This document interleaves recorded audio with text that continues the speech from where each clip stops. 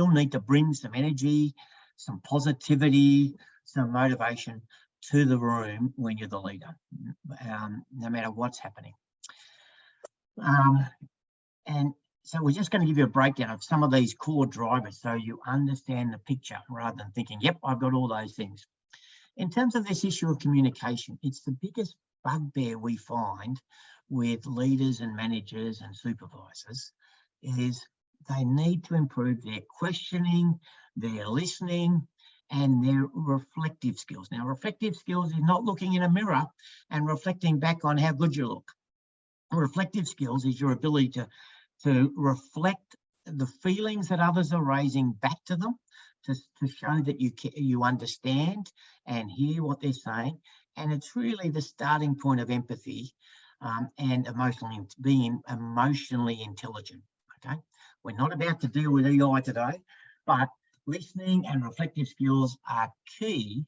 But many managers are good at questioning and directing, and I get that why they do that, but they've got to reconnect and make it around the people piece from their team, not from their views, from their own views. So we've got to learn. Every manager's got to learn how to build a coaching connection with every communication event that occurs, because you have to improve the communication outcomes every time, and people have to walk away from you thinking not only do you know what you're doing, but you cared and you flushed out from your communication with them what their concerns were. It takes patience, it takes emotional intelligence, it takes self-awareness and self-management, lots of challenges there for managers.